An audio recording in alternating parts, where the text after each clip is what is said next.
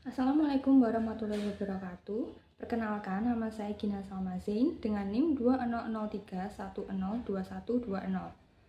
Video ini dibuat dalam rangka untuk memenuhi ujian tengah semester mata kuliah bank dan lembaga keuangan lainnya yang diampu oleh Ibu Wiwin Julianti, SE, SPD, MAK. Pada kesempatan hari ini, saya akan menjelaskan mengenai jenis dan juga mekanisme kredit perbankan di Indonesia, yaitu di Bank KEB Hana Indonesia atau yang sering disebut dengan Bank Hana.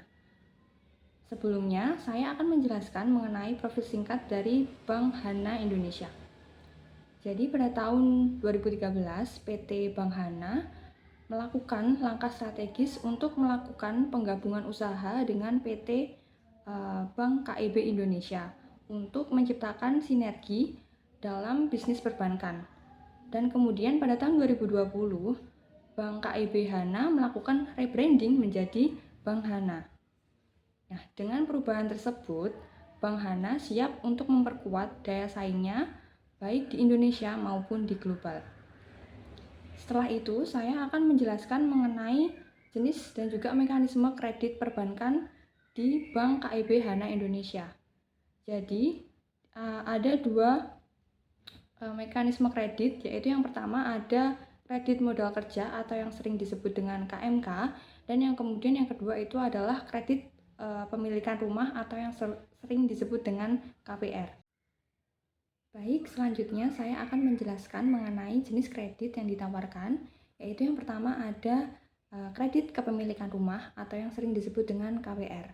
Jadi, Bank Hana itu menawarkan berbagai solusi KPR untuk membantu memiliki properti yang ideal. Dan keunggulan dari KPR ini adalah yang pertama itu pemrosesannya itu cepat dan juga mudah. Yang kedua, suku bunga yang kompetitif. Dan yang ketiga yaitu tersedia untuk pembiayaan rumah, apartemen, dan juga toko rumah. Nah, untuk tata cara pengajuan kredit untuk KPR ini, yang pertama adalah berlaku bagi warga negara Indonesia, baik untuk karyawan dan juga untuk profesional atau wira swasta. Dan kemudian yang kedua, usia minimalnya yaitu 21 tahun dan pada saat jatuh tempo, usia maksimal adalah 55 tahun untuk karyawan dan juga 60 tahun untuk profesional atau wira swasta. Dan juga kemudian yang ketiga ada harus melengkapi formulir dari aplikasi yang kemudian gaji minimal 5 juta per bulan atau dapat digabungkan dengan nama pasangan suami atau istri. Dan yang terakhir dalam tata cara pengajuan kredit yaitu pemohon adalah karyawan tetap dengan masa kerja minimal 1 tahun atau dengan 2 tahun menjalankan usaha untuk profesional atau wira swasta. Kemudian jenis kredit yang ditawarkan yang kedua adalah kredit modal kerja atau yang sering disebut dengan KMK. Jadi KMK ini menyediakan fasilitas pinjaman untuk kebutuhan bisnis. Dan kredit modal kerja dari Bank Hana ini merupakan kredit yang dapat digunakan untuk kebutuhan atau kegiatan sehari-hari dalam sebuah perusahaan, baik kebutuhan yang bersifat permanen ataupun kontemporer. Jadi tata cara pengajuan kredit untuk KMK ini adalah yang pertama adanya legalitas perusahaan atau berupa akta pendirian atau perubahan NIB dan juga NPWP. Kemudian yang kedua ada legalitas manajemen perusahaan atau KTP dan NPWP direktur dan juga komisaris.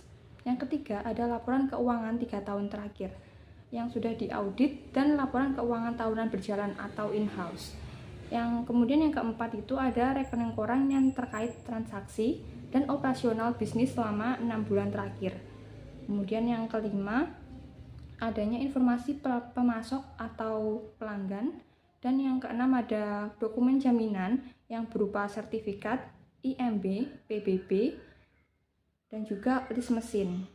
Kemudian ada dokumen penilai jaminan atau independent appraisal. Dan yang kemudian selanjutnya yaitu dokumen pendukung lainnya apabila diperlukan. Dan kemudian ada jenis angsuran dari KMK ini sendiri ada 4, yaitu yang pertama ada KMK rekening koran, yang kemudian yang kedua ada KMK angsuran, Kemudian yang ketiga ada KMK Promes, dan juga yang keempat ada KMK Fixed Loan. Nah, saya akan menjelaskan mengenai KMK dari rekening koran ini. Nah, KMK rekening koran ini merupakan kredit yang dapat digunakan untuk membiayai kebutuhan modal kerja yang mempunyai pola yang fluktuatif ataupun turnover yang relatif tinggi. Kemudian memiliki jangka waktu kredit selama 1 tahun dan dapat diperpanjang.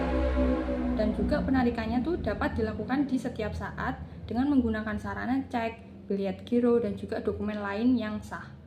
Kemudian yang kedua itu ada KMK angsuran. Jadi KMK angsuran ini tuh memiliki waktu kredit yang maksimalnya yaitu 5 tahun dan fasilitasnya bersifat angsuran.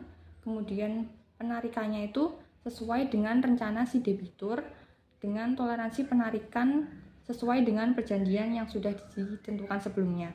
Kemudian yaitu pencairannya tuh dipindah bukukan ke rekening giro debitur atau rekening lainnya atas persetujuan dari bank. Kemudian ada KMK Promes. KMK Promes ini memiliki jangka waktu 1 tahun dan dapat diperpanjang setelah jatuh tempo melalui evaluasi kembali. Kemudian penarikannya dilakukan atas dasar dokumen yang telah diperjanjikan sebelumnya. Kemudian bersifat revolving atau jangka pendek, di mana penarikannya hanya dapat dilakukan dengan pemberitahuan terlebih dahulu kepada pihak bank dengan memakai surat accept atau surat promes. Dan kemudian pencairannya langsung dipindah bukukan ke rekening giro debitur atau dengan yang lainnya atas persetujuan dari bank atau memiliki rekening relasi. Dan kemudian ada KMK dari fixed loan.